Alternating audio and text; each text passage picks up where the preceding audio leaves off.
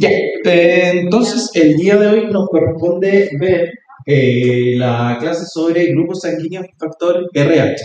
Ya, ¿por qué lo ven en inmunología? Porque se puede generar una respuesta inmune contra elementos sanguíneos cuando son foráneos. ¿Ya? La mayoría de ustedes debe estar pensando cómo los grupos sanguíneos se relacionan, si con las respuesta inmune, si nunca me he expuesto a otros tipos de situaciones en las cuales me pueda haber encontrado con algún elemento ajeno que mi cuerpo lo reconoce como no propio y potencialmente dañino y se genera una respuesta inmune. Eso es lo que vamos a ver un poquito el día de hoy. Entonces, para comenzar,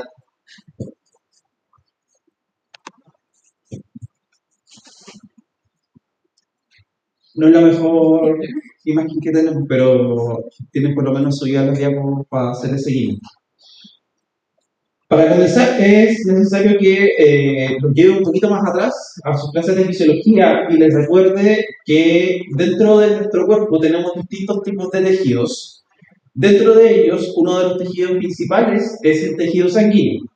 ¿Por qué se le denomina tejido a pesar de que sigue siendo un líquido? Porque presenta distintos tipos de células, como las que pueden encontrar acá. Por ejemplo, ¿cuántos de ustedes se ha tomado alguna vez un examen de sangre? Ya han pasado por el proceso del pinchazo y cambio de tubos. ¿Se han fijado que hay tubos con distintos colores en las tapitas? Ya. Los distintos colores, por lo menos a nivel de laboratorio, nos dan distintas utilidades. Hay tubos que carecen de anticoagulantes y la mayoría de nosotros tienen anticoagulantes. Un anticoagulante evita que, obviamente, la palabra lo dice, la sangre se coagule. Entonces, lo que es natural es que si yo les tomo una muestra de sangre ahora y la llevo a un tubito de ensayo, esa sangre se va a coagular. Se va a empezar toda la cascada de coagulación porque va a sentir de que hay un daño y que por lo tanto tenemos que cerrar esa potencial herida. Pero si nosotros le añadimos un anticoagulante al tubito que vamos a tomar la muestra, va a pasar esto. Cuando yo lo centrifugue, voy a poder obtener distintas capas. Voy a obtener principalmente, cerca de un 55% va a corresponder al plasma, que es la fase líquida en sí, donde podemos, que está compuesto principalmente de agua y solutos orgánicos e inorgánicos. Ahí pueden encontrar distintos tipos de proteínas, ahí van a estar los anticuerpos dando vueltas, como inmunoglobulinas, la albúmina, el fibrinógeno van a estar ahí presentes. Después vamos a encontrar una capa intermedia que corresponde al báfico. El báfico está conformado por plaquetas que se encargan de todo el proceso de coagulación y adicionalmente en esta capita vamos a encontrar los glóbulos blancos, leucocitos o como ustedes ya lo han conocido durante esta asignatura, las distintas células que cumplen una función inmunológica. Neutrófilos, monocitos, eosinófilos, linfocitos y basófilos. Y los primeros, podríamos decir que los primeros tres y el último están asociados principalmente a la inmunidad innata. Y ustedes han dedicado harto tiempo a ver cuál es el rol de los linfocitos y principalmente la respuesta inmune adaptativa. Y adicionalmente, lo que nos resta es un 45% aproximadamente, porque varía entre hombre y mujer, tipo de raza, si tenemos personas viviendo que están en altura, no va a ser la misma cantidad de sangre que, por lo menos de eritrocitos, que tenga una persona que vive en La Paz, en Bolivia, a una persona que vive acá en Santiago de Chile, que estamos a unos 400 metros sobre el nivel del mar, y La Paz está muchísimo más altura, esos también son factores que van incidiendo. Y a pesar de que están en la sangre, son células. ¿Ya? Lo que nos quiere llevar a notar es un hecho muy característico de estas células y que se puede ver en el análisis que a ustedes lo más probable le hayan mandado a hacer, que se llama hemograma. En el hemograma se hace un conteo cuantitativo, cuántos glóbulos rojos, concentración de glóbulos rojos, concentración de glóbulos blancos, de plaquetas, concentración de hemoglobina, y adicionalmente se hace un extendido, que se llama protis, para poder ver la morfología de las células. Entonces aquí, por ejemplo, ustedes están viendo un linfocito. Así se ve, así está dando vueltas en su sangre. Obviamente que esto pasó por un proceso de tinción para que pudiéramos verlo, porque naturalmente las células no tienen color. Pero gracias a los distintos colorantes podemos verlo de esta manera teñido, pequeñito, con gran cantidad de núcleo y poquito citoplasma. Por arriba podemos encontrar un basófilo que se caracteriza por tener grandes cantidades de gránulos bien violáceos y que nos tapan el núcleo. Y al ladito hay un eosinófilo que se caracteriza por tener gránulos color rojizo. Y todo el fondo que logran observar son glóbulos rojos. ¿Qué les llama la atención sobre estos glóbulos rojos? En comparación a estas demás células, en particular el linfocito. Piensen que la mayoría de estos es núcleo. ¿Qué les llama la atención? No tienen núcleo. Los glóbulos rojos son las únicas células en el cuerpo humano que se caracterizan por no tener núcleo. Cuando pasan por su proceso de maduración, en las etapas finales, exocitan el núcleo y exocitan prácticamente todos sus organelos con excepción del citoesqueleto. ¿Para qué? Para tener más espacio para que la hemoglobina entre en interacción tanto con el oxígeno como el dióxido de carbono y cumpla su función. ¿Cuál es su función? Transportar el oxígeno desde los pulmones hacia los tejidos y transportar dióxido de carbono desde los tejidos hacia los pulmones. Habiendo dicho eso, sigue teniendo las características de una célula. Tiene una membrana plasmática y sobre esa membrana plasmática tiene distintos tipos de elementos moleculares que potencialmente pudieran llevar a una respuesta inmune. Entonces, los glóbulos rojos se caracterizan por ser células anucleadas con forma de un disco bicóncavo y una estructura altamente flexible. Pueden pasar por capilares, de hecho, en finita india, capilares que pueden encontrar en el borde de sus dedos, cuando se hace algún corte con un trozo de papel, por ejemplo, ahí rompieron capilares y ahí están los glóbulos rojos en forma de una pequeña hemorragia. Ya hablamos de su función y que en su superficie vamos a encontrar distintos tipos de moléculas. O sea, vamos a encontrar distintos tipos de antígenos. Este es un esquema bastante referencial de lo que podríamos llegar a encontrar en la membrana de un glóbulo rojo.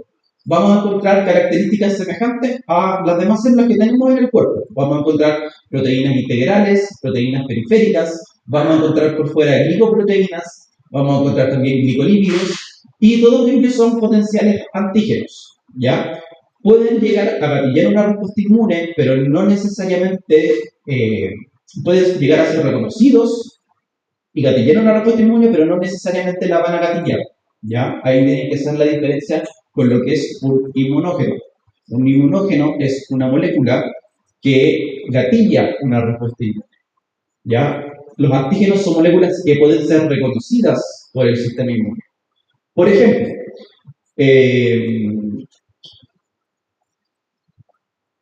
¿cuántas personas de acá son alérgicas al polvo? 1, 2, 3, 4, 5. Perfecto. ¿Y los demás? No tienen alergia al polvo, porque no levantaron la mano. Asumo que no les causa nada el polvo en general.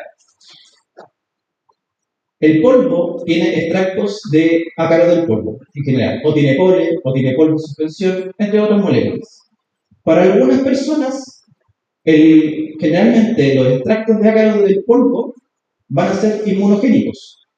En ustedes que levantaron la mano, esos trocitos generaron una respuesta inmune que les gatilló una respuesta alérgica. Sin embargo, para las demás personas, esos antígenos que están presentes en el aire no les causan nada. Tenemos prendido el aire acondicionado. El aire acondicionado es una excelente fuente de hongos, esporas, ácaros del polvo. Ahí están presentes y dando vueltas. Y en este momento, por suerte, a nadie le ha dado una alergia. No están con la nariz corriendo ni con los ojos hinchados, por suerte. Pero sin embargo, están expuestos a estos moléculas. Entonces, esa es la principal diferencia que tienen que hacer y ese es uno de los mensajes principales de este ramo. Diferenciar que es un antígeno, que es una molécula que puede ser reconocida por el sistema inmune, de un inmunógeno, que es una molécula que gatilla una respuesta inmune. ¿Ya? Un inmunógeno siempre va a ser un antígeno, pero un antígeno no siempre va a ser un inmunógeno. ¿Se entiende esa asociación? ¿Sí? Perfecto. Lo mismo va a ocurrir con los antígenos que nosotros presentamos en los glóbulos rojos. ¿Ya? Hay antígenos eritrocitarios, porque el nombre oficial es eritrocitos, que van a gatillar una respuesta inmune con mayor frecuencia que otros tipos de antígenos. Y es así como llegamos hace por lo menos los 1900 se logró identificar los primeros sistemas sanguíneos, ¿ya? Fue de casualidad, fue algo que descubrieron principalmente Carl Steiner, 1900, 1904, si no me equivoco en la fecha, y principalmente se descubrió por el hecho de que una persona tenía anticuerpos contra antígenos que presentaba otra persona en sus glóbulos rojos. Y esa es la base de la definición que nos permite establecer los grupos o sistemas sanguíneos. En general, desde el punto de vista más técnico, uno habla de sistemas, de grupos y de series, pero el nombre coloquial son sistemas sanguíneos. Y así nos vamos a quedar por lo menos para el contexto de esta clase. Entonces, los antígenos eritrocitarios, como ya hemos hablado, son aquellas moléculas que podemos encontrar sobre la superficie de los glóbulos rojos principalmente, y si se genera una respuesta inmune hacia un antígeno eritrocitario, permite definir los sistemas sanguíneos dada la presencia de un halo anticuerpo. Eso es algo esencial. La presencia de un halo anticuerpo me va a permitir definir la existencia de un sistema sanguíneo. Por ejemplo, estos son algunos de los que se han identificado a la fecha. Hay muchos más, porque como toda célula tiene muchísimas más proteínas, y estos son por lo menos los que se han logrado identificar gracias a esa base de que se generaron anticuerpos en algún momento, alguna persona generó anticuerpos y reaccionaron contra estas moléculas. Tenemos moléculas de tipo carbohidrato y los demás generalmente son proteínas. Los carbohidratos están en verde. Por ejemplo, lo que vamos a ver hoy día va a ser el grupo ABO principalmente, y vamos a ver también una proteína de tipo de múltiples pasos a través de la membrana eritrocitaria, que es el grupo RH. ¿Ya? Más que factor, es el grupo RH. Y los demás, en general, existen, son relevantes en la práctica clínica, quizás no tanto en su área, quizás en algún momento les toque llegar a ver en que necesiten hacer una transfusión para un grupo sanguíneo específico, pero lo relevante es cómo van variando estos sistemas sanguíneos en la población. ¿Por qué? Porque cuando ustedes eran más pequeños, iban en la básica, y yo ya estaba lo más probable en la media, o estaba entrando en una de las carreras que estoy en la universidad, porque viejito, teníamos una población bastante definida. La población chilena era bastante definida en contextos de cómo nos caracterizábamos sociodemográficamente y etnográficamente. En base a eso, se establecieron cuáles eran las frecuencias de los grupos sanguíneos, simplemente llegamos a hacer ABO y RH, pero siguen existiendo estos otros demás. Sin embargo, durante las últimas décadas, los flujos migratorios han llevado a que esto cambie, ¿ya? Por lo tanto, se van a encontrar lo más probable en alguna situación en que va a haber un cambio y van a necesitar, por ejemplo, algún tipo de transfusión en particular que carezca de algún antígeno porque la mamá o el recién nacido tiene anticuerpos contra ese antígeno específico.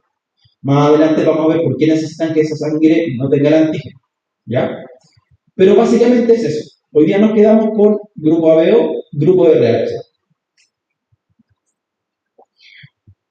Yo les comenté que para poder definir a un grupo sanguíneo necesitamos la presencia de un anticuerpo. Esto es lo que ustedes actualmente tienen en circulación bombeando gracias a su corazón y sus vasos sanguíneos y está dando vuelta todo el día por su cuerpo. Esta es una pequeña imagen, una ilustración, glóbulos rojos, leucocitos. Son propios, no vienen de otra persona, no vienen heredados de su madre. Los que pudieran haber tenido de su madre ya los sacaron de circulación. Los glóbulos rojos viven aproximadamente 120 días. Por lo tanto, lo que está dentro de ustedes es propio.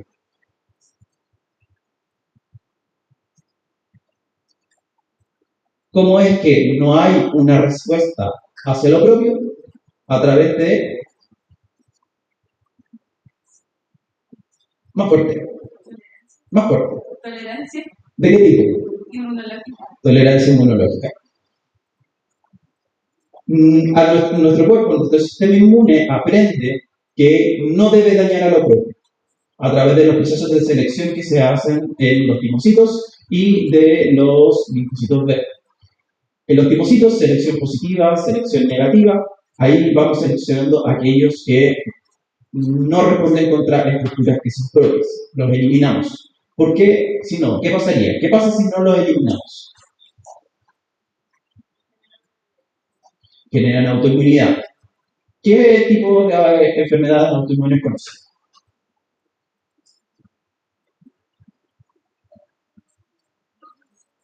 Lupus, perfecto. ¿Qué más? ¿Cómo? VIH es una enfermedad autoinmune.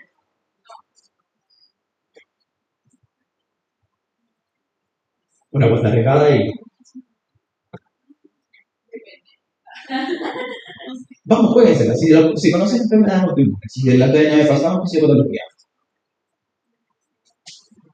Las leucemias son cánceres hemato-oncológicos. Ya, pero ok, entiendan el concepto que si no hay tolerancia, hay enfermedades autoinmunes. Empezamos a dañar estructuras que son propias. Anticuerpos contra estructuras del riñón, contra estructuras del intestino. Por ejemplo, cuando se dañan los receptores del músculo de la acetilcolina, por ejemplo, se desarrolla miastenia, tenemos esclerosis lateral amiotrófica, un gran número de enfermedades autoinmunes que afectan a la población. Por lo tanto, yo les dije que para identificar a un sistema sanguíneo tiene que haber surgido un anticuerpo. La pregunta es, para que se produzcan esos anticuerpos se debe reconocer algo como ajeno. ¿Cómo creen que llegamos a ese punto en que una persona generó anticuerpos contra algo que es ajeno?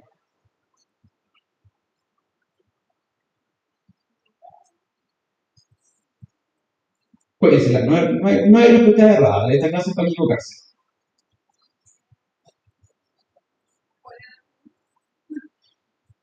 Para que usted genere anticuerpos contra algo, tiene que ser inmunogénico y tiene que ser reconocido como agente y potencialmente dañino. Si yo le digo, mi mamá tiene anticuerpos contra el grupo RH, ¿cómo cree que mi mamá llegó a generar esos anticuerpos?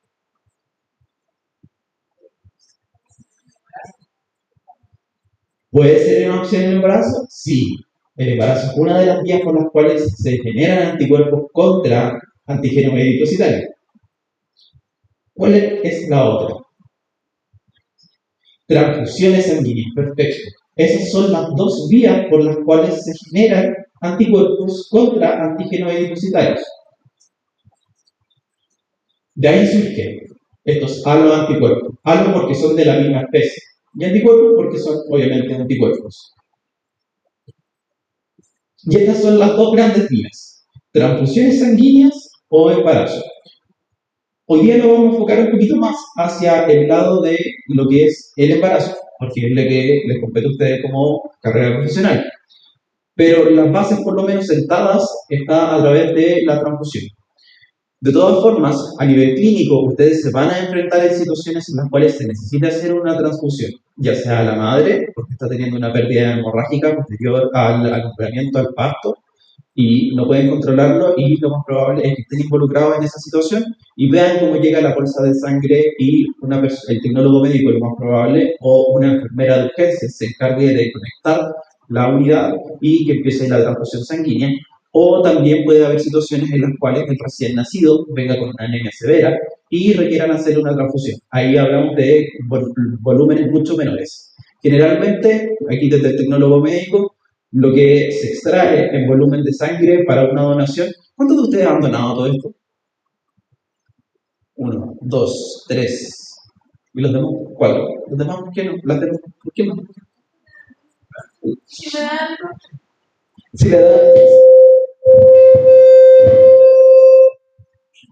si le da algo como que. no sé si me desmayo. Cuando no el resto del día. Ese es uno de los principales temores y debo decir que yo tecnólogo médico salí de la carrera hace como unos 5 años atrás y me daba terror la aguja de las transfusiones. Porque si estamos hablando de que las agujas, ya las que nos toman las muestras, igual duele. No nos miremos aquí, no nos pisemos la cabeza de superhéroes, igual duele. La de la transfusión es bastante más gruesa y da miedo. Yo no vine a donar sangre hasta ahora, principios de marzo, más o menos. Ha sido mi primera y única donación de sangre, porque también le tenía miedo a las agujas. Y el tenerle miedo, por ejemplo, puede llevar a que la persona se desmaye en el momento o se va a desmayar después. Generalmente, uno controla y vigila al donante durante una media hora, porque ahí es donde, cuando ocurre la reacción vasovagal, que es la que a ustedes, no, si estoy bien, como saco papa al suelo. Y adicionalmente, los convino a que vayan a donar sangre, porque siempre hay escasez de sangre en los distintos bancos, unidades de medicina transfusional, especialmente cuando ocurren las fiestas grandes. Fiestas grandes, Semana Santa, cuando hablamos de fin de semana largos, cuando hablamos del 18 de septiembre especialmente, que se ha transformado en un fin de semana extra largo, o en las festividades Navidad, Año Nuevo. ¿Por qué? Porque ocurren muchos accidentes de auto y la gente tiene hemorragias generalmente graves y ahí es cuando más se necesita sangre, ¿ya?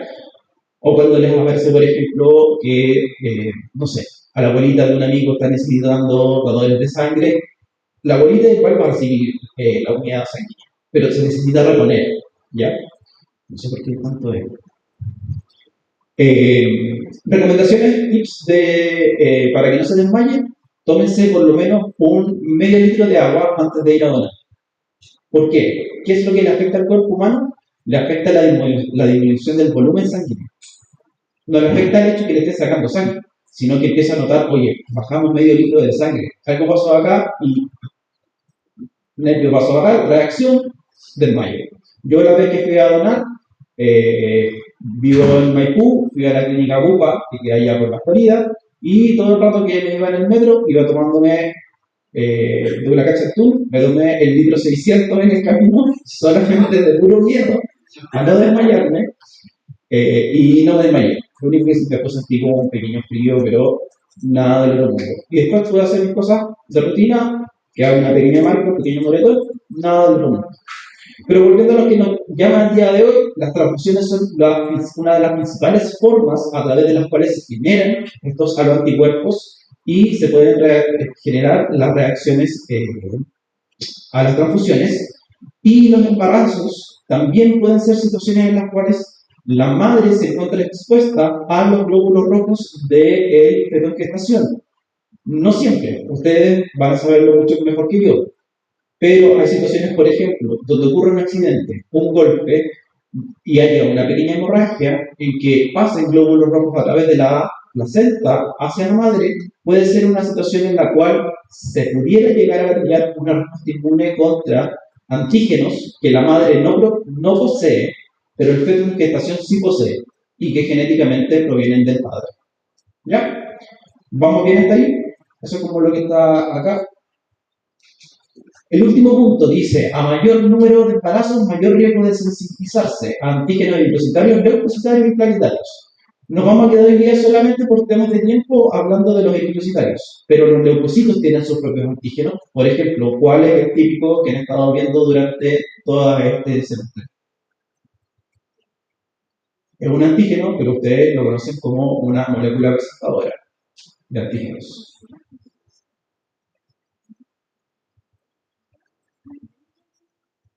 ¿Quién da más? ¿Quién da menos? Esa es célula. ¿Qué tienen los macrófagos?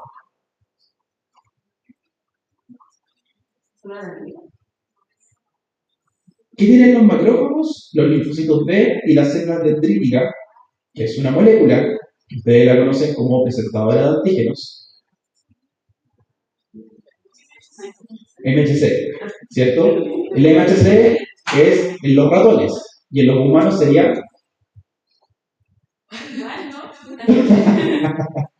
No, son distintos. Y tú estás igual. Lo pillé, le voy a decir a la profe Carolina que lo pillé con esta pregunta. MHC es Major Histocompatibility Complex. Exacto. Y esto es en ratón. Y en humanos, sí, yo sé que ustedes lo conocen, se llama HLA. Human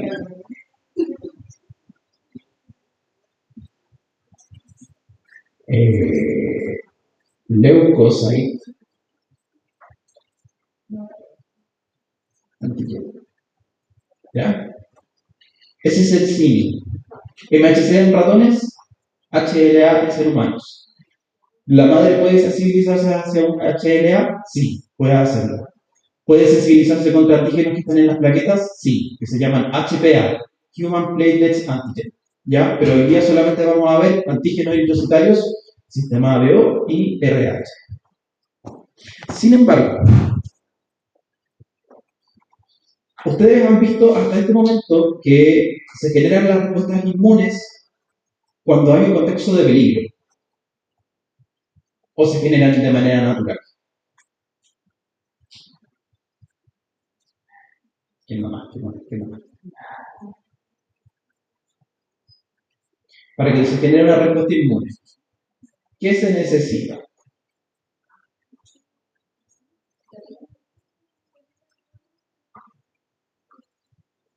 Un antígeno que no se reconozca como propio. Perfecto. ¿Qué más? ¿Se le quiere jugar? ¿Sí? ¿Qué más se necesita? ¿Qué fueron de las primeras cosas que vieron en las primeras clases lo más probable? ¿Qué señales asociadas tiene un virus? Perfecto. PAMS. Y si no viene asociado con un PAMS, ¿qué podría ser otra señal de peligro? DAMS, como el daño a nivel celular, la presencia que encontremos dando vuelta hebras de DNA, estructuras que, por ejemplo, sean como fosfatidilcerina, que está dentro de la célula, eso se puede tomar como señal de peligro. Y eso es lo que se ha propuesto actualmente que pudiera llegar a ocurrir en las transfusiones. Sin embargo, lo que les puedo comentar es que el mecanismo no se sabe 100%, por lo menos para las transfusiones y el embarazo. ¿Por qué? En una de las últimas revisiones que se hizo en Estados Unidos, se vio que habían por lo menos, se realizaban 100 millones de transfusiones al año en Estados Unidos. De esas 100 millones de transfusiones, entre el 4 y el 5%, si no me equivoco, si no me engaña la mente, de esas personas que recibieron transfusión, generó una respuesta inmune, generó un anticuerpo contra algún antígeno eritrocitario. No todos generaron. Uno podría llegar a pensar, ok, si le estamos poniendo sangre que va a tener antígenos, en que no tipificamos todos, tipificamos solo algunos, porque no tenemos hasta el momento las herramientas para tipificarlos todos y no los conocemos todos de hecho. Básicamente como un universo, un glóbulo rojo es un universo. No lo vamos a llegar a conocer todo, no lo vamos a llegar a entender completamente. Un poquito como Dios. No lo vamos a llegar a ver la cara en algún momento. Sin embargo, si hay personas que generan una respuesta inmune, ¿cómo ya te ocurre eso? Se ha propuesto que el mecanismo está dado principalmente porque cuando uno hace las transfusiones o hay un contacto entre la sangre del feto en gestación y la madre, se presentan moléculas señalizadoras de daño. ¿Ya? En el caso de las transfusiones, los glóbulos rojos uno los almacena, generalmente no se ocupan dentro del mismo día, por mucha urgencia que se tenga, tienen que pasar por un proceso de screening en el cual se le hace análisis para ver que la bolsa no contenga patógenos, como por ejemplo VIH, hepatitis, sífilis, Chagas, HTLV, citomegalovirus, y uno se va a debe estar quedando en el tintero, porque son 7. Entonces no se va a ocupar al tiro, no se va a ocupar en el momento de la paciente mañana o no, ¿ya? No crean que porque tenga carácter de urgente para la actividad de algún amigo, se va a ocupar al tiro. Tiene que hacerse un proceso de análisis serológico. En el caso de la madre, obviamente, desafortunadamente, si hablamos de un accidente, este proceso no se va a dar y va a ocurrir un traspaso desde el feto hacia la madre o de la madre hacia el feto. Pero generalmente, lo que gatilla una respuesta inmune va a ser que la sangre del feto pase hacia la madre y con eso la madre pueda reconocer antígenos que ella no posee. ¿Por qué no de vuelta? Porque el feto en gestación no tiene desarrollado su sistema inmune. Por lo tanto, no va a poder generar anticuerpos. Una de las formas que se ha propuesto actualmente es que ocurre daño en el almacenamiento y, por lo tanto, surgen pequeños trocitos de células que me dan señalización de daño molecular, DAMS. En el caso de la madre también se ha propuesto un poquito de lo mismo, señalización a través de los TLR, los Toll-like receptors, principalmente. Porque no es natural. Si yo les digo, el feto en gestación tiene una infección, la mayoría de las veces, ¿tiene una infección? ¿Tiene una bacteria dando vuelta? ¿Virus, parásitos, hongos? ¿Hay alguna señal de peligro que tenga el feto en su sangre para que gatille en la mamá una respuesta inmune? ¿Qué creen ustedes? ¿Qué les dice su interior? ¿Qué le dice su instinto de futuras matronas y matrones?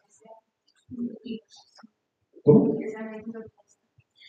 Sí, eso es el punto con el cual se generan los anticuerpos, pero las señales de peligro. Porque ¿cuántas señales necesitamos para que se activen los linfocitos y se genere la activación de la respuesta inmune adaptativa?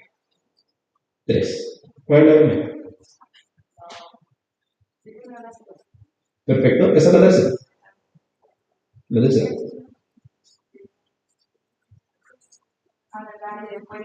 Ya, ¿qué se presenta en el MHC? El antígeno. Y la segunda es la señal de estimulación. CD80, CD86, CD27. Perfecto. Con eso gatillamos toda la respuesta inmune y por lo tanto el linfocito TSD4 va a interactuar con el linfocito B, conversa, y el linfocito B dice, sí, lo reconozco, genera anticuerpos. Los mecanismos, como les dije, no se conocen muy bien hasta este momento, porque desafortunadamente no es ético inyectarle sangre de otra persona a un sujeto por muy voluntario que sea. Y los modelos en ratones no han logrado replicar lo que vemos en humanos. Por lo tanto, estamos bastante limitados y no podemos hacer seguimiento a las personas por muchos años porque hay entremedio. Sin embargo, sí podemos darle algunas características al proceso en el cual se genera la respuesta inmune. La primera es que la primera exposición a los eritrocitos va a ocurrir el proceso de sensibilización. Igual, el mismo nombre parecido al del proceso de las alergias. Ustedes se sensibilizan, generan una pequeña cantidad de anticuerpos que tienen una baja afinidad y hay un pequeño aumento en los linfocitos T que tienen un receptor específico para el antígeno linfocitario. ¿De qué va a depender esa respuesta inmune inicialmente? De la cantidad de antígeno que esté en la membrana del eritrocito. No va a ser lo mismo que yo tenga un antígeno en la membrana de todo el eritrocito en comparación a que tenga 100.000 moléculas de ese mismo antígeno o 10 billones de moléculas de ese antígeno. El segundo aspecto es la naturaleza del antígeno. Recuerden ustedes que tienen dos tipos de forma de respuesta inmune adaptativa. ¿Cuáles son esos tipos?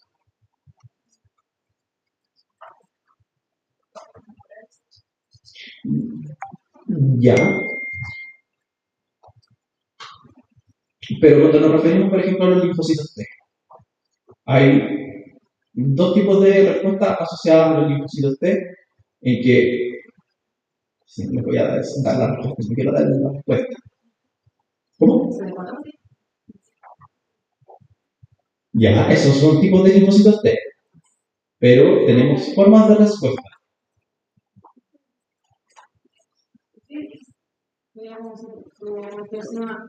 Son sus funciones. Los helper generan citoquinas que guían la respuesta. Los citotóxicos se encargan de destruir células generalmente infectadas por bacterias tumorales, bacterias extracelulares. Pero la respuesta inmune adaptativa respecto a los linfocitos T, ¿cuántos tipos de respuesta existen? No, esos son perfiles de linfocitos T CD4. Ah, te la dejé difícil. Eso puede ser pregunta de prueba. Si hay... ¿Tipo de función de linfocitos T? No.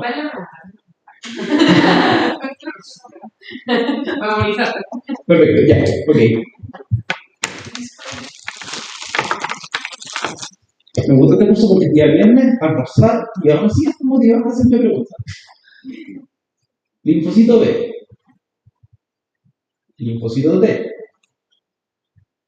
Lo clásico y convencional es que conversan, ¿cierto?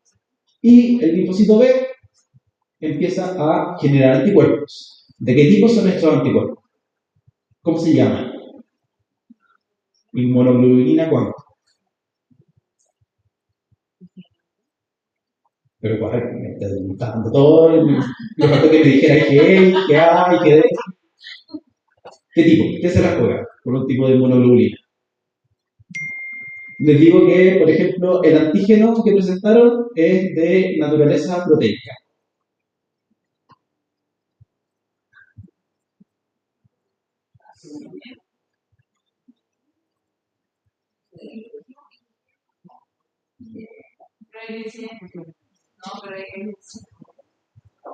Ya, se la voy a sobrar. Y no alguna de las cuales también les sobran las preguntas de la prueba. IgG.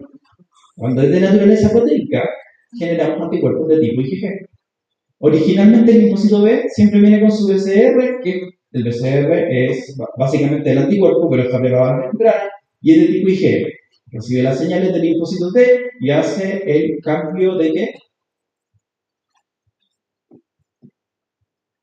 Maquisotipo. Cambio de clase. Cambio de clase. ¿Ya? Y pasa de tener una IgM sobre su membrana a tener una IgG. Eso con un antígeno de naturaleza proteica. ¿Qué pasa con un antígeno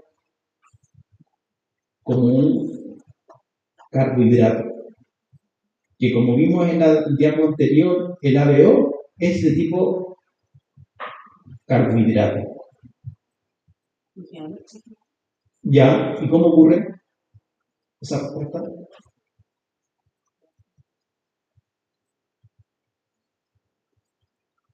No dejen que las pille. No dejen que las pille. Por allá.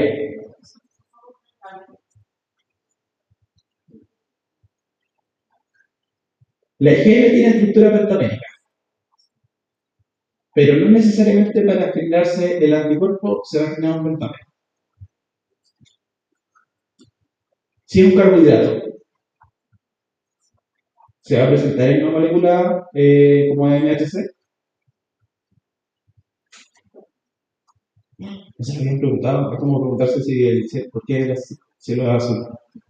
O es muy de ñoño lo que estoy viendo. Ya, para no alargar la situación. Un carbohidrato, ¿qué características tiene? Volvamos a primer año de obstetricia y puericultura, ramo biología celular. Primera clase, biomoléculas. ¿Cómo se componen los carbohidratos? Por azúcar, obviamente, ¿ya? Pero ¿qué grasa tiene? ¿Qué grasa tiene? Si yo les digo la glucosa, ¿qué grasa tiene? Para pasar de glucosa a glucógeno, ¿qué diferencia tiene?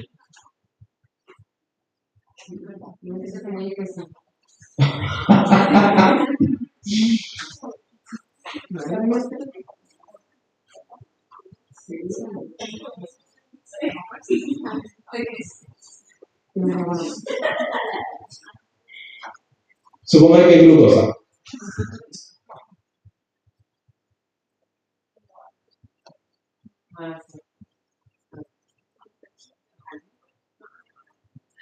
No, los carbonos no son. Acá le vamos a poner N porque vienen muchas más. Glucosa. Glucógeno. ¿Cuál es la diferencia? ¿Cómo? No son las cadenas. Ahí están. Ya, ¿y cuando se juntan qué forman? Ya, pero el glucógeno es un polímero, es un polímero, es un polímero. Entonces, cuando tenemos estructuras en este caso, como los carbohidratos que forman estructuras poliméricas, el BCR de los linfocitos B se va a unir. No hay solo un BCR sobre los linfocitos B. Eso lo tienen claro, ¿cierto? Ya. A ver, primera vez que se lo comentan que hay muchos BCR sobre los linfocitos B. Ya, ok, me quedo tranquilo. Ya. ¿Qué va a pasar? Se encuentra con el polímero y el polímero va a tener muchos epítopos. Entonces, los BCR van a empezar a reconocerlo, van a reconocer estos epítopos y se van a empezar a agrupar. Se van a apuntar los BCRs y les va a permitir hacer una señalización. Y esa señalización le va a permitir activarse y empezar a liberar anticuerpos. ¿Ya? Y en ese panorama, ¿estamos utilizando linfocitos T? ¿Intervino en este tipo de respuestas los linfocitos T? Vuelvo a mi pregunta original. ¿Cómo se llaman estos tipos de respuestas entonces? ¿Esta de quién depende? Esta respuesta, ¿de quién depende? Sí, antígeno. Pero ¿de quién depende que ocurra todo este cuadro? Del linfocito T. Por lo tanto, ¿cómo se llama? Respuesta linfocito T dependiente. ¿Y la de abajo? Independiente. Tienen que recordárselo. Por favor, se los pido. Por favor, se los pido, recuérdenlo. Esos son los dos tipos de respuesta que hay. T dependiente, T independiente. T dependiente, cuando hablamos de antígenos de naturaleza proteica, y T independiente, cuando hablamos de antígenos de naturaleza no proteica, pero sí generalmente poliméricos. ¿Ya? Eso es lo que tenemos que ocurre para los antígenos del sistema sanguíneo.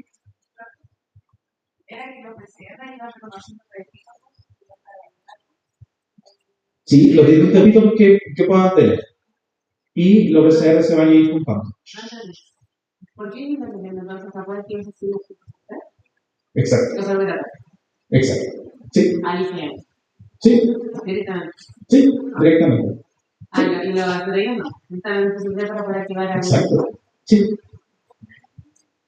La puede reconocer por fuera. El PCR lo puede reconocer por fuera. Puede reconocer un antígeno que ande dando vuelta ahí. Puede decir, sí, yo lo reconozco. Pero le falta la señal por parte del linfocito T que le diga, oye, ¿tú lo cachai? La interacción entre ellos, ¿tú lo cachai? Sí, lo cacho. Ah, ya, pues generar anticuerpos porque esta cuestión no anda molestando aquí. Ah, perfecto, démosle. Aquí se generan anticuerpos de tipo IgG y aquí se generan anticuerpos de qué tipo? IgM. ¿Ya? No hay ningún cambio de clase.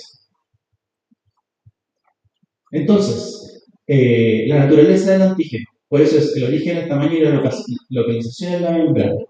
Si va a ser un antígeno de naturaleza peptídica, no va a generar el mismo tipo de anticuerpo que si fuera de naturaleza de carbohidrato. Y la inmunogenicidad del antígeno, ya lo hablamos un poquito. No es lo mismo que un antígeno sea un inmunógeno, no necesariamente siempre va a ser así, pero un inmunógeno siempre va a ser un antígeno. Y eso es lo primero que ocurre, una respuesta de sensibilización. ¿Ya? Se genera un poquito de anticuerpos, se genera un poquito de clones de linfocitos T si estamos hablando de un antígeno de tipo proteico, y hasta ahí quedamos. Pero si la madre o la persona se vuelve a exponer al mismo antígeno una segunda vez, ¿qué creen ustedes que va a pasar? Se potencia muchísimo más la respuesta inmune. Es lo mismo que ocurre con las enfermedades en general. Ustedes lo han visto en contexto de enfermedades, pero la inmunología va más allá de solamente las enfermedades. Si ustedes se exponen inicialmente, nunca han tenido contacto con la influenza, se ponen la vacuna de la influenza hoy día mismo, se va a generar una respuesta inmune muy rara. Pero si se vuelven en un mes más, se vuelven a encontrar con el virus de la influenza contra el cual se vacunaron, su respuesta ¿cómo va a ser? Potente. Se va a disparar. Va a ser mucho más rápida, va a ser mucho más eficiente. Los anticuerpos van a tener mucha más habilidad contra los antígenos presentes en el virus con el cual ustedes se vacunaron. Y aquí también la respuesta, en el caso de cuando haya posterior a una sensibilización, va a depender de la cantidad de sangre transfundida. En el caso del grupo A o se genera una respuesta inmune frente a la transfusión desde ya 5 ml, bastan y sobran para generar una respuesta inmune. Mientras que, por ejemplo, para el factor RH se necesitan mayores volúmenes, estoy hablando de unos 25 ml. O sea, 5 veces más para gatillar una respuesta inmune. Por ejemplo, en algunos casos. La cantidad del antígeno, que ya los habíamos comentado, la naturaleza del antígeno, que esto lo vamos a ver un poquito, lo vamos a tocar un poquito más adelante, y el tipo de inmunoglobulina. No van a tener las mismas características, y esto espero que lo sepan de antemano, que las IgG no tienen las mismas características que la IgM. Por ejemplo, ¿cuál de ellas tiene mayor capacidad de activar la vía del complemento? IgM. ¿Por qué? ¿Qué forma tiene la IgM en circulación?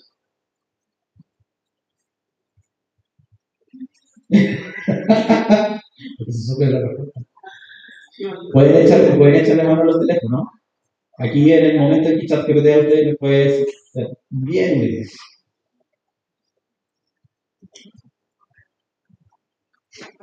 Como un pentámero.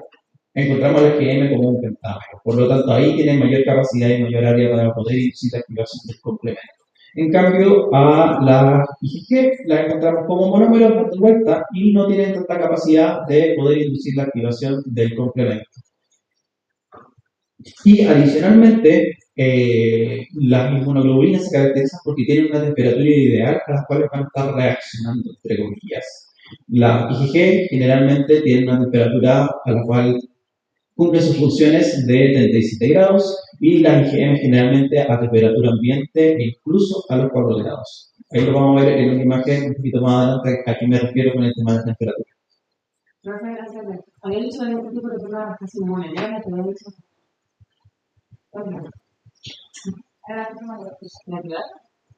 No sé si la tipo. Voy por partes. Ya, sistema inmune, sistema innato, sistema adaptativo. Sistema adaptativo, celular y el humoral. En celular tenemos los TSD4, los TSD8. TSD4, helper, CD8, citotóxico. Humoral, linfocitos B. Formas de activar la respuesta a nivel de producción de anticuerpos, T dependiente y T independiente. Eso es a nivel de la humoral. ¿Respondí la pregunta? Sí. Se vuelve más complejo, créanme. Hace un par de semanas descubrí que hay células del cuerpo que no son linfocitos B y producen anticuerpos.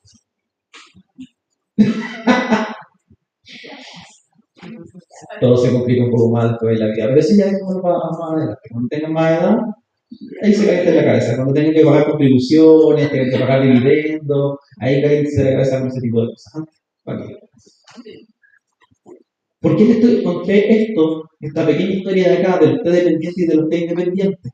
Porque en el caso de ustedes, en que vamos a ver una enfermedad que se llama enfermedad hemolítica del recién nacido y del feto y del recién nacido, está toda parte con el hecho de que se puedan traspasar algunos anticuerpos desde la madre al feto en gestación. ¿Cuáles pueden hacerlo? Principalmente son aquellos de tipo IgG, subclase 1 y subclase 3. Ahí está puesto que pueden atravesar la placenta. Sin embargo, los anticuerpos de tipo IgM no logran atravesar la placenta. Son muy grandes. Los mecanismos de activación, por lo tanto, no va a ser el complemento generalmente en el caso de cuando tengamos este tipo de enfermedad. Va a ser por culpa de las IgG. Y ahí vamos a ver qué mecanismo, cómo ocurre cuando una IgG reconoce un antígeno eritrocitario. Y aquí tenemos en general la respuesta para que la repasen. La respuesta sérica en los individuos va a depender de la naturaleza del antígeno. Los antígenos presentes en los antígenos de tipo carbohidrato generan respuestas en los linfocitos B de tipo T independientes, por lo tanto encontraremos principalmente IgMs. Y los antígenos presentes de tipo proteicos generan respuestas de tipo T dependientes asociados con un switch isotípico, un cambio de clase, por lo tanto encontraremos principalmente IgGs. ¿Ya? Eso es. Está puesta en esta diapo, así que si la profe les pregunta en la prueba, tiene evidencia de que lo vieron. ¿Y por qué esto es relevante? Por lo que les comentaba. La IgM no puede atravesar la placenta, en cambio, la IgG sí puede.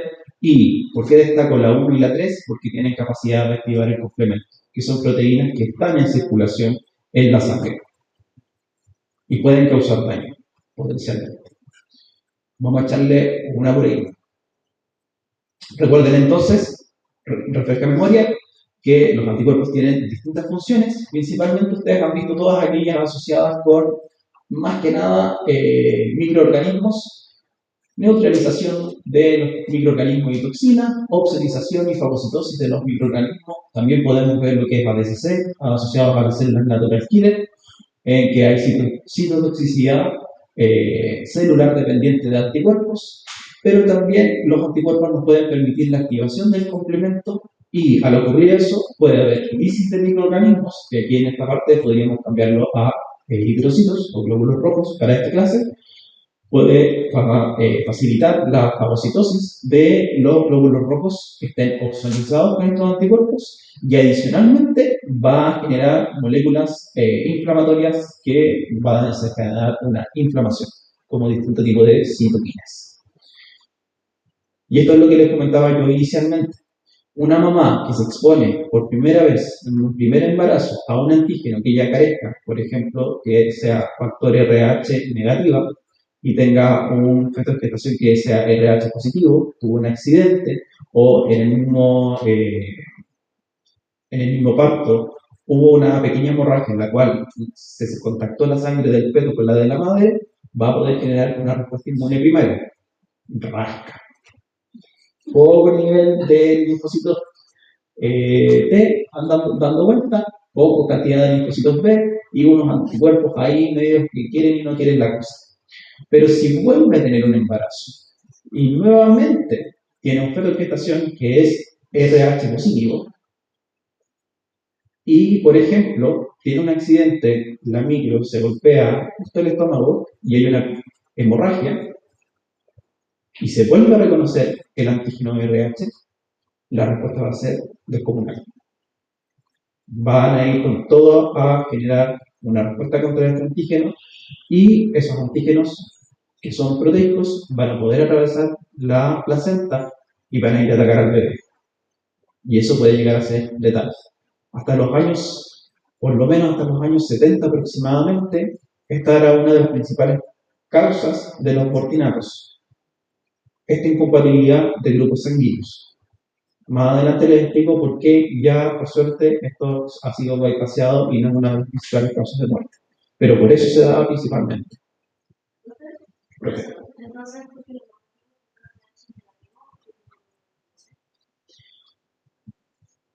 Cuando hablemos del grupo de RH te va a quedar más claro, pero es un antígeno, el antígeno del grupo de RH, que cuando está presente decimos que la persona es RH positivo. Y cuando está ausente decimos que la persona es RH negativo. Entonces, en base a la presencia del antígeno, sí se va a gatillar o no la respuesta. ¿Respondí su pregunta más o menos? Quizás más adelante le quede más claro, cuando veamos el grupo de RH. ¿Ya? Entonces, como yo les comentaba, ya les había comentado un poquito de esto, entonces lo voy a hacer bastante resumido. Tenemos distintos elementos por los cuales se puede gatillar una respuesta inmune, siendo que tenemos una bolsa de sangre que proviene de una persona relativamente, prácticamente sana, se hace screening, se evalúa si es que tiene algún tipo de enfermedad viral o bacteriana en circulación, se hace también un cuestionario que le preguntan a la persona cómo ha estado su salud, ha tenido diarrea, ha tenido fiebre, y se evalúa si se difiere o no. Aquellos que hayan donado sangre lo van a saber. Eh, ¿Qué podrían llegar a influir que se generara una respuesta inmune?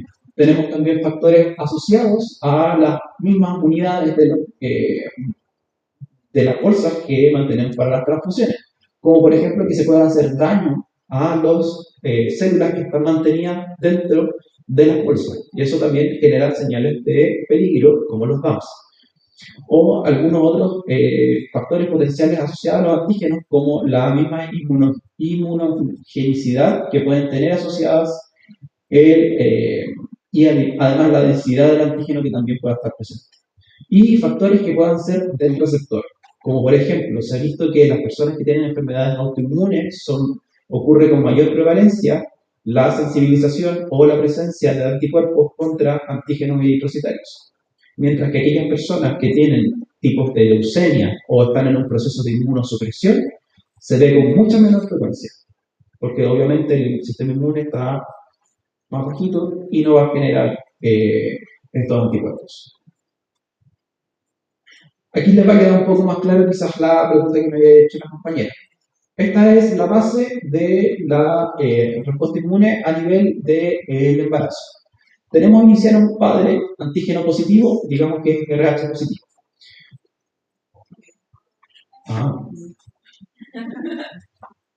Qué miedo. Tenemos una madre, por lo tanto, que es RH negativa. Primer embarazo. El feto en gestación es...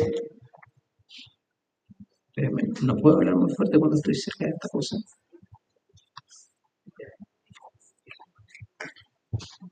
Feto en gestación, primer hijo que está gestando, es RH positivo. Puede ocurrir que durante el mismo embarazo o en el proceso de parto haya contacto de la sangre del feto con la de la madre. Por lo tanto, se van a reconocer los antígenos que sí tiene el feto, ahora el recién nacido, y la madre los va a reconocer como ajenos y potencialmente dañinos. Por lo tanto, va a generar la respuesta inmune primaria. Y es lo que vamos a tener en esta imagen de acá, que se van a generar anticuerpos. Van a estar dando vueltas, van a quedar sus linfocitos B ahí, de algunos de memoria. ¿Y qué pasa si la madre se vuelve a embarazar? Y vuelve a tener la situación en que tiene un feto en gestación que es RH positivo.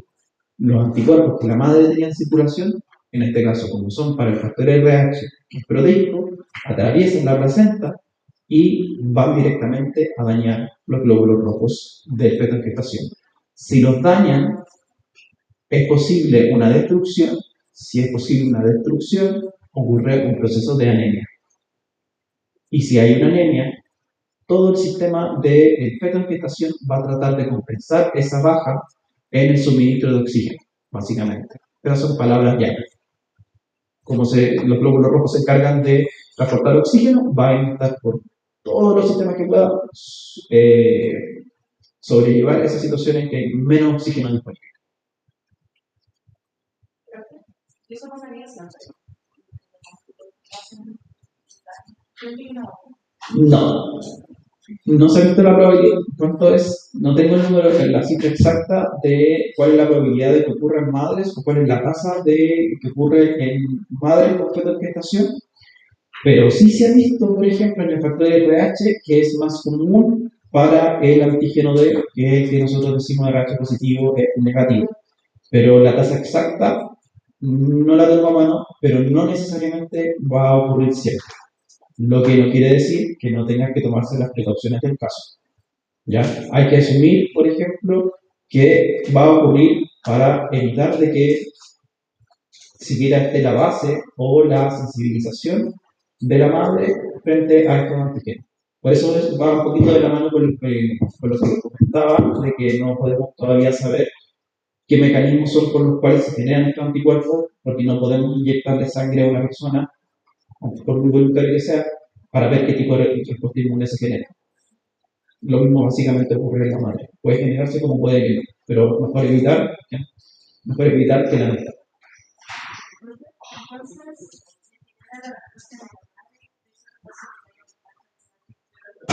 Si la madre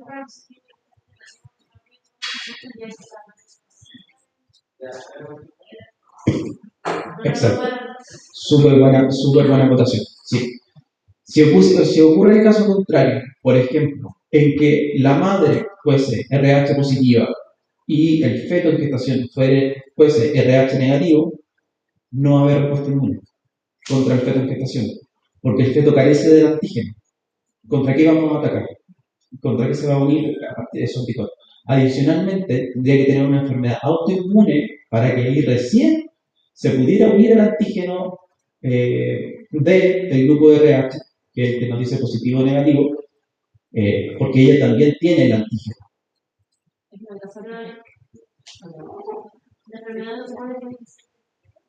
De la madre, tendría que ser en este caso. Pero, por lo menos de que yo tengo conciencia con los 55 años que he estado estudiando 95. No, es de broma, siempre digo más. Yo viví la experiencia de echarse a ramo, entonces por eso siempre le sumo más años. Tengo 55 años estudiando de carrera encima, entonces por eso les puedo decir que no va a ocurrir la respuesta inmune en este caso, por ejemplo, si tuviera una presentación que fuese de RH negativo. Y tengo 33. Este año cumplo los 34. Sí. Son malas, son malas. Me habían dicho que las enfermeras eran las malas, no que las otras eran las malas. Sí, yo no lo había compartido. Sí, es uno de los antígenos del sistema RH. Ya lo vamos a ver más adelante que también. Si es que tiene el bebé negativo y la positiva, no sé. Exacto. No hay respuesta inmune. No hay respuesta inmune. ¿Cómo nosotros vamos a poder ver esto a nivel del laboratorio? Y va a ser una de las pruebas que ustedes le van a mandar a hacer a las pacientes embarazadas con las cuales trabajen.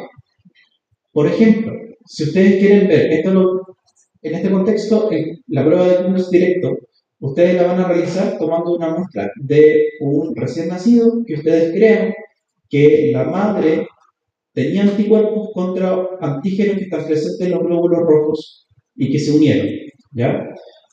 Glóbulos rojos que están sensibilizados in vivo dentro de la circulación del feto ahora recién nacido. Entonces, le toman una muestra de sangre, la mandan al laboratorio y se incuba con un reactivo que se llama reactivo de Coombs, que básicamente es un suero diseñado que tiene anticuerpos dirigidos contra la fracción FC de las inmunoglobulinas G. Entonces, ¿qué hace este suero de Coombs? Está todo grabado, así que calma por ese sentido. ¿Qué va a pasar? Glóbulo rojo con anticuerpos. Glóbulo rojo con anticuerpos. Y este es un anticuerpo anti-anticuerpos. ¿Qué va a hacer? Los va a agarrar y los va a juntar. Y como los voy a ver en el laboratorio, como un aglutinamiento, como que fueran grupos. ¿Ya? Esto lo vamos a hacer a partir de la muestra del bebé. Aquí está puesto. Evaluación de la anemia hemolítica autoinmune, enfermedad hemolítica del recién nacido, muestra del recién nacido. ¿Ya? ¿Por qué? Porque nos permite ver si es que los glóbulos rojos fueron sensibilizados dentro de la sangre, cuando estaban en circulación en el feto de gestación. ¿Ya? Por otra parte, eso es cuando ya llegamos al punto final, cuando no hubieron los controles ginecológicos correspondientes, no se le hizo la madre no cumplió con el seguimiento que debería haber tenido, pero si la madre cumple y parte desde un principio con sus controles respectivos, ustedes le van a mandar lo más probable a hacerse un test de Coombs indirecto. ¿Qué va a ocurrir? le van a tomar una muestra de sangre a la madre. En esa muestra de sangre van a evaluar si es que tiene anticuerpos contra antígenos eritrocitáreos que potencialmente pudieran estar presentes en los glóbulos rojos del feto en gestación. ¿Qué es lo que hacemos nosotros en el laboratorio? Con la muestra de la madre, los incubamos con glóbulos rojos que provienen de un proveedor comercial. Y este proveedor comercial me dice, mira, tiene el antígeno A, el antígeno B, pero le falta el C y le falta el D del grupo Pepito. Ok, yo sabiendo eso, los incubo en una incubadora en un baño termorregulado, permito que si estos anticuerpos están dirigidos contra el antígeno A del sistema Pepito, se van a unir a esos antígenos y posteriormente yo les añado el suelo de Hubbs, que de nuevo son anticuerpos, antianticuerpos, y se van a encargar de agarrarlos por los lados, unirlos, y si el resultado es positivo, lo vamos a ver como unos grupos. Esta es la prueba que se hace con la muestra de la embarazada y se hace de manera frecuente, por lo menos en los seguimientos ginecológicos, por lo menos en el primero se le puede mandar a hacer, primero o segundo, ahí ya queda con más a ustedes porque es su área de expertise, yo simplemente hablo de lo de parte del laboratorio, cuando se les manda a hacer, pero se les hace, ya se les toma muestra y se les hace seguimiento. Y de hecho, incluso se le hace seguimiento a los valores, porque hay veces que los valores son tan altos que hay que tener mayor precaución y posibles intervenciones mientras el feto está en gestación. ¿Ya? ¿Vamos bien hasta ahí? ¿Sí? ¿Se ha entendido la clase? ¿Sí? ¿Necesitan un descanso? Yo generalmente hago clases de 50 minutos y doy un break de 10 minutos. ¿Necesitan un descanso? No nos queda tiempo. ¿Cuántos minutos nos quedan? Que conste, les dije desde el primer momento, entonces es un año de carrera que estoy tratando de resumir en una hora. Ok, vamos a meterle ya la esto. Ya tienen la idea de las dos pruebas principales que hay que hacerle a la embarazada. Y así es como se ve generalmente en el laboratorio. Esta persona tenía anticuerpos en circulación y con los glóbulos comerciales quedaron de esta manera. Estos glóbulos rojos, estos anticuerpos pueden gatillar la activación de la vía del complemento, principalmente dado por la presencia de las IgMs, que son las principales que activan el complemento, y van a causar la lisis principalmente de los glóbulos rojos y la respuesta inflamatoria a través de la producción de citoquinas. Mientras, esto es lo que uno podría esperar en una reacción donde tengo IgMs y se encuentran con glóbulos rojos específicos y hay una activación de la vía del complemento. Destrucción de los glóbulos rojos, la hemoglobina es súper tóxica a nivel renal, por lo tanto, esto cuando ocurre en transfusiones, el paciente a los 2-5 minutos ya está saltando en la cama porque básicamente le está viniendo un shock bastante severo. La otra forma es, y eso es asociado, acuérdense que son IgM, por lo tanto son asociados a antígenos de naturaleza no proteica. Cuando hablamos, por ejemplo, de anticuerpos de tipo IgG, que son para antígenos de naturaleza proteica, ¿qué ocurre? Principalmente, hay una opsonización del glóbulo rojo, los macrófagos tienen receptores para estos anticuerpos y lo que hacen es sacarle un trocito a los glóbulos rojos o los sacan enteros de circulación. Es una respuesta mucho más inglesa. Es como, ya, córrete para allá. El otro no, es como sacarlo de un bar, agarrando la patada y tirándolo en la calle. Ya, este no, es como, por favor, caballero, ¿se puede retirar? Esta es la situación. Y ahí se retiran a nivel de los macrófagos principalmente. Vamos a hacer una vista bastante general, pero ya logré comentarles algo del sistema ABO y RH, así que vamos a alcanzar a hacer. Les pido por favor me den 12 minutos. Sí, que pasa. Le dicen al otro profe que me fue la volada. ¿Cómo? Sí, pero si termino antes no voy a estar acá. No, pero tengo la tengo respaldada de otro lado, así que se la puedo mandar adicional. ¿Qué características tienen? Que en lo principal, la gran importancia clínica es que se puede ocurrir la incompatibilidad ABO que provoca hemólisis intravascular. Esta respuesta tipo sacarlo del lugar a patadas, con hemólisis, pacientes saltando en la cama, daño, potencial muerte. A los 10, 20 minutos, generalmente a los 5 minutos, ya el paciente está saltando en la cama cuando le hacen una transfusión incompatible. Y generalmente esto es tan grave que se asocia con demandas legales por mala praxis, porque es un error que es potencialmente fatal. ¿Ya?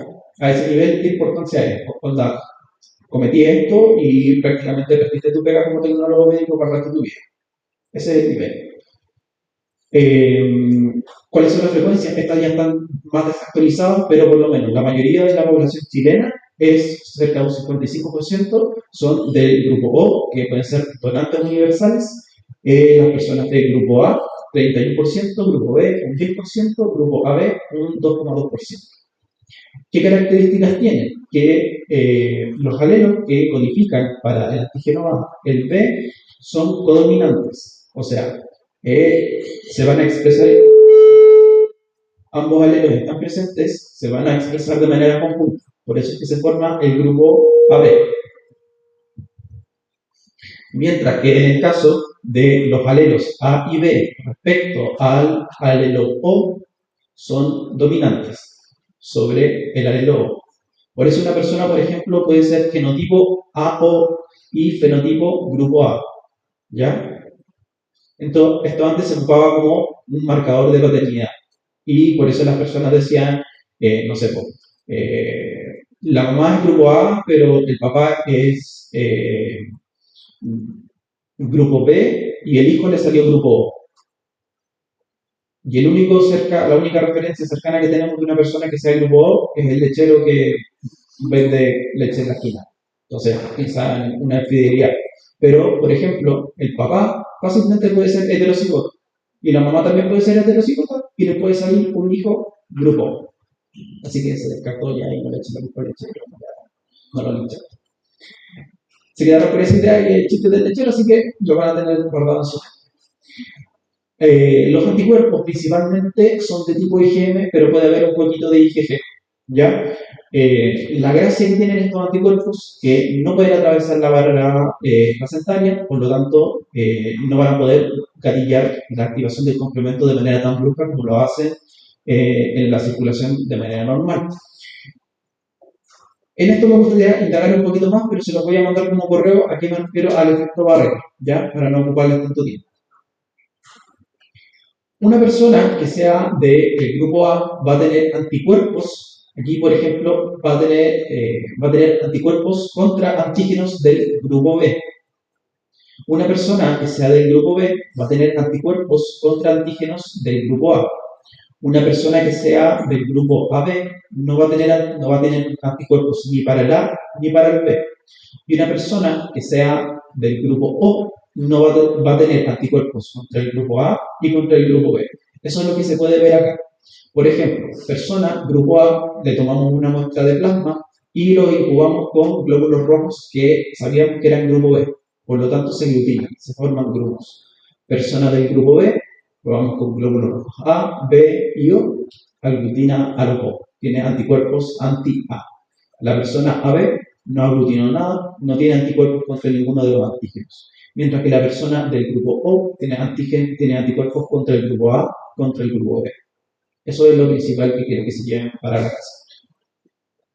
Y eso es como se pueden ver. Por ejemplo, esta persona, ahí se ven los glóbulos rojos aglutinados, el grupo A y el RH, que principalmente el antígeno D, el que vemos, está acá arriba, eso es positivo, grupo A positivo. Y esta persona, en este caso, es grupo B y el RH, que esta es una variante para identificar que efectivamente ese RH negativo es negativo, queda al fondo de la tarjeta. Esas son las que se ocupan actualmente en los laboratorios. ¿Cómo ocurre este hecho de que hay personas, por ejemplo, yo soy grupo A y tengo anticuerpos anti-B, nunca me he hecho una transfusión y nunca me he embarazado? ¿Cómo es que tengo anticuerpos de tipo B? Porque en la naturaleza, la pólenes, polvo, comidas, tienen estos carbohidratos que tienen una estructura muy semejante a los antígenos del sistema ABO. Por lo tanto, nos vemos expuestos de manera natural contra estos relativamente antígenos. Y por eso es que generamos estos anticuerpos contra estas cosas que carecemos, pero nunca nos hemos visto expuestos en una transfusión o un embarazo. ¿Ya? Ustedes naturalmente tienen anticuerpos contra los antígenos del sistema ABO que no poseen. Yo soy A, tengo anticuerpos contra el antígeno B. ¿Por qué? Porque a lo largo de mi existencia me he expuesto hacia bacterias, pólenes, alimentos que son ricas en antígenos A y B y por lo tanto generé estos anticuerpos. Y como son de naturaleza no proteica, son carbohidratos, son de tipo IgM. Por lo tanto, inducen una activación caballesca del complemento. La incompatibilidad ABO puede llegar a ser fatal porque desencadena una hipotensión, un shock respiratorio, una falla cardiorrespiratoria masiva, una coagulación intravascular diseminada y esto puede llevar a la muerte de la persona. Y aquí hablamos un poquito del grupo de RH. El grupo de RH, los glóbulos rojos lo presentan, son de naturaleza proteica, son distintos antígenos, pero nosotros nos referimos principalmente al antígeno D, que es el que viene acá. Estos son los antígenos. Pueden ser, principalmente es el D, pero también está el C chico, C grande y el chico. ¿Por qué nos referimos siempre al D y solo al D y no hablamos de los demás? Porque el D es el más inmunogénico. No puede ser porque...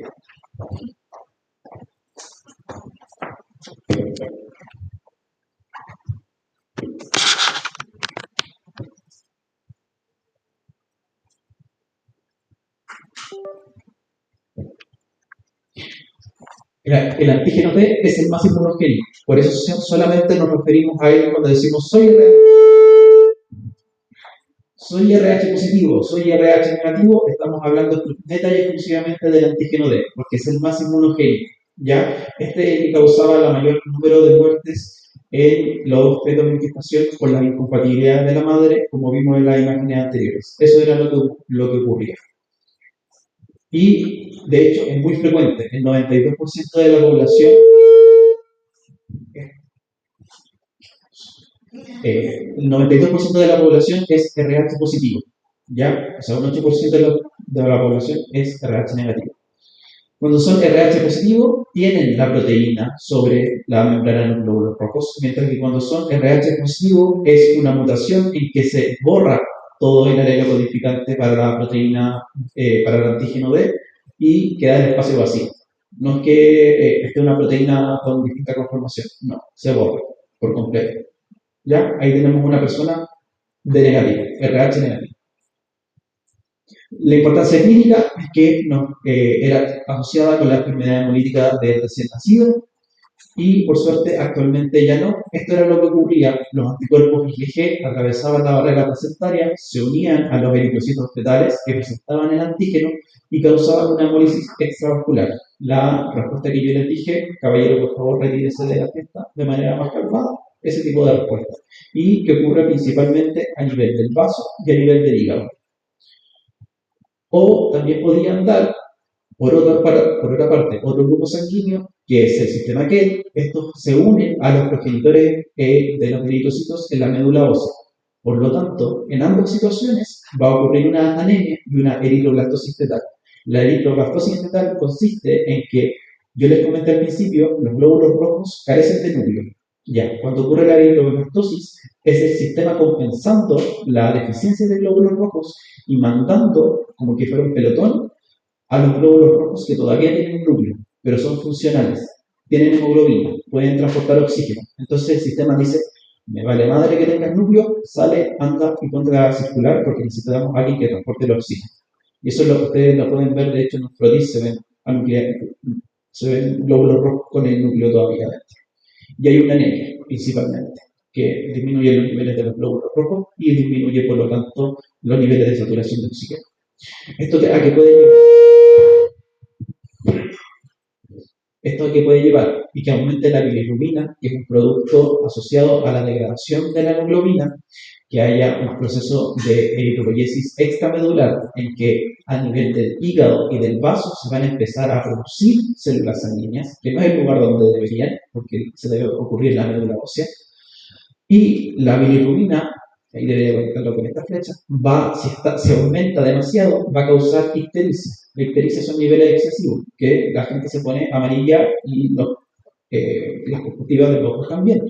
Pero si hay mucho nivel de bilirrubina, va a empezar a dañar el sistema nervioso central, especialmente en los núcleos basales, y va a causar un kernicterus. Y esto va a potencialmente llevar al desarrollo de dificultades del desarrollo del sistema nervioso central. O sea, vamos a tener un bebito con problemas neurológicos, si es demasiado elevado, ¿sí? Y no lo detectamos a tiempo. Se puede detectar ahora, por ejemplo, a través de las pruebas de sangre, adicionalmente a través del ultrasonido, y el ultrasonido Doppler también por disminución en los movimientos fetales y un aumento del flujo sanguíneo. Esta es la forma en la cual se generaba, que ya la habíamos conversado con las imágenes anteriores, por lo tanto, me la voy a saltar en honor al tiempo. Y actualmente, ¿cómo se previene? De los 70 o 80 en adelante, los científicos se dieron cuenta cuál era la base de la enfermedad hemolítica del recién nacido. Era el antígeno D y que se generaran anticuerpos contra el antígeno D del grupo RH. Por lo tanto, dijeron, ok, ¿qué podemos hacer para solucionarlo? Vamos a hacer un suero, un hipersuero que tenga anticuerpos contra el antígeno D. Vamos a hacer una inmunización pasiva. O sea, madre RH negativa que tenga un feto en gestación RH positivo, vamos a darle 2 dosis de este suero, de estos anticuerpos contra el antígeno D, para que lo enmascare, para que se una al antígeno D. Y como estos anticuerpos son inmunización pasiva, no van a estar por siempre en circulación. Después, posteriormente, se van a limpiar del sistema sanguíneo. Pero evité que la madre, por ejemplo, en un principio se sensibilizara o que la enfermedad fuera mucho más grave durante el desarrollo. Ejemplos de las marcas que se ocupan actualmente, acá en Chile principalmente se ocupa el ROGAM. ROGAM, R-H-O-GAM. Entonces, es un tipo de inmunización pasiva en que a la madre se le da en 2 ocasiones, como puesto acá, se le da entre la semana 26 y 28 de gestación y una dosis postparto hasta 72 horas después, un hipersuero que está conformado por anticuerpos contra el antígeno D en una madre RH negativa para que enmascare los glóbulos rojos, el antígeno D, que pueden venir del recién nacido y evitar una sensibilización. Y así la mamá puede tener siguientes embarazos sin complicarse la vida de que se genere una respuesta inmune. Lo vamos a obviar, pero existen reacciones a las transfusiones que por suerte han ido disminuyendo. Lo que se van a encontrar generalmente en la práctica clínica es que las personas desarrollan una respuesta febril. Lo voy a complementar quizás con algún texto, pero básicamente esto es lo que van a ver. Si les llega a ocurrir con una transfusión sanguínea y a una persona le da fiebre, es una respuesta menor, no causa tanto daño, no son letales, se puede intervenir antipiréticos y dándole suplemento fluido vía intravenosa. Eso es lo principal.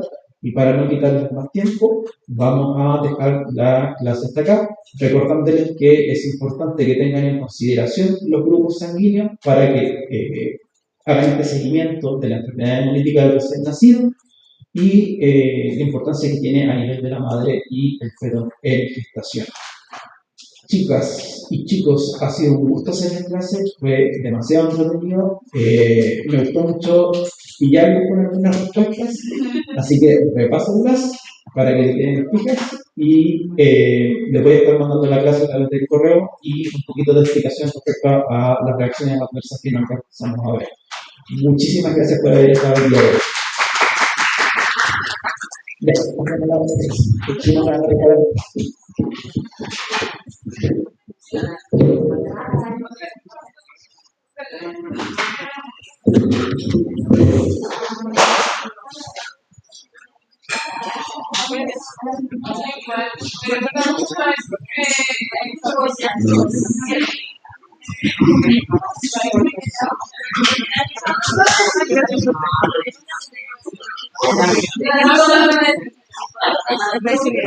Ya.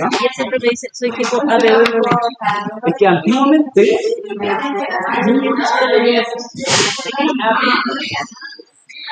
muy antiguamente, los grupos sanguíneos del grupo ABO se les daba un número. Ahí está. Se les daba un número. Y era muy confuso. Entonces se optó por decir, ya, ¿cuál es el antígeno que está presente? Y ahí nos quedamos con el A, con el B, el A. Porque así fue la clasificación que se dio originalmente. Simplemente por un tema histórico se habían quedado por un número. Pero ahora en la actualidad, no. Simplemente nos quedamos con el A, con el B, con el AB y con el... Pero Yo pensé que había varios tipos de A. no. Yo quedé así, busqué en internet. Existe, en el caso del A, existe el A1 y el A2. Pero él es A, A ver, AB1. AB1. Pero no es porque tenga una variante, alguna combinación especial, no. Es porque simplemente, históricamente, se había puesto el AB como 1, grupo 1. pero entonces hay diferentes tipos de A. Sí, existe el A tipo 1 y el A tipo 2, pero eso ya es materia a nivel de banco de Más sangre, profundo, sí, sí. y no, créanme que no se va a complicar la existencia con eso. Ya. ¿Ya? Entonces sí, yo llegaré a tener un hijo con él. No, hola, buenas. Yo Ya soy terminamos tipo- ya en un ratito. Soy tipo O, el niño sería AB negativo, sí o sí.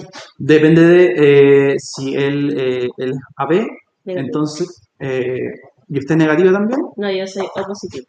O positivo. Entonces, usted no tiene problema de que cause enfermedad hemolítica del recién nacido, porque usted tiene el antígeno y supongamos que el bebido no lo tenga, lo más probable es que lo llegue a tener porque es dominante el alelo D, ¿Mm?